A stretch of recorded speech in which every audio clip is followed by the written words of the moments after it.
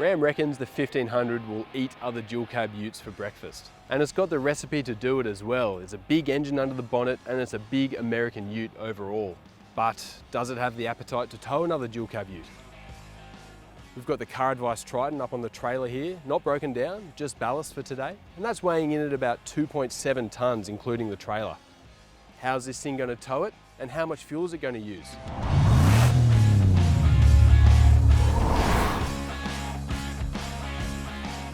I reckon it's always better when your tow rig is a bit on the big side, in terms of weight, in terms of size, but also in terms of wheelbase.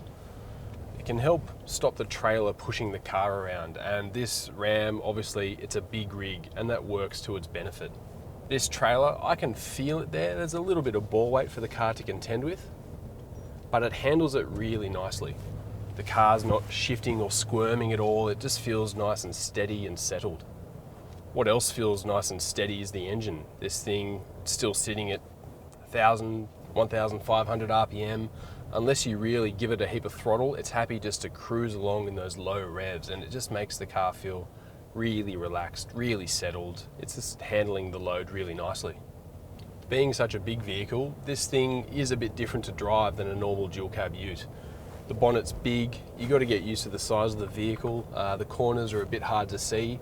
But you do get really big side mirrors here. So with this trailer on the back, I've got a really good view of it all the time, going around corners and making sure I'm not clipping anything. I'm sure if your trailer was quite small or it was a little jet ski or something, you'd probably lose it. You wouldn't even notice it there behind you. So to the elephant in the room, fuel consumption.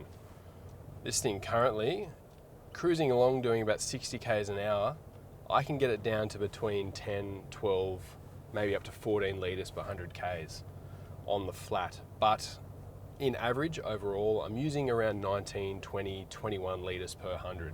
That's not going too hard, but it is in a bit of stop-start traffic at traffic lights and things like that. So the car is working fairly hard. And I think that's pretty good, actually. I mean, the car is doing it so relaxed. You could get a more efficient engine out there, a smaller diesel or something like that. But that would be struggling to pull this weight all the time, and it just wouldn't have that sense of confidence that this car has towing.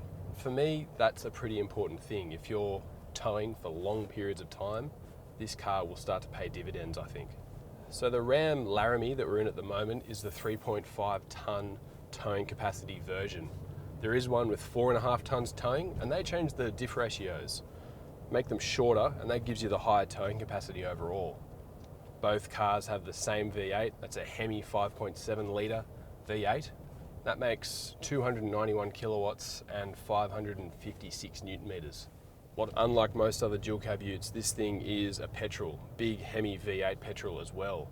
But also it hasn't got leaf springs in the back. There's actually coil springs, and coil springs up the front too. So that gives a pretty good ride. And importantly, it handles the weight of a trailer pretty well. So that long wheelbase that this thing has, it's about 600 mil longer than a Ford Ranger. It's really nice for towing, keeps things nice and steady. But I was actually surprised about how good the turning circle is in this car. It's probably better than my own vehicle, to be honest. It actually doesn't do too bad of a job. And that's pretty handy when you're negotiating with a trailer, trying to do a U-turn or a 3-point turn. It's pretty handy being able to tuck it in a little bit tighter. So if you're looking at something like a Nissan Patrol, a Y62, a Toyota Land Cruiser 200, or you're looking at a really high-spec dual-cab ute, top-spec Amarok, top-spec Ranger, this thing, being 100 grand or 80 grand for the lower spec one, isn't that too far away as a jump. And to be honest, if you haven't at least test driven it, you're probably doing yourself a disservice, because this might fit you really nicely.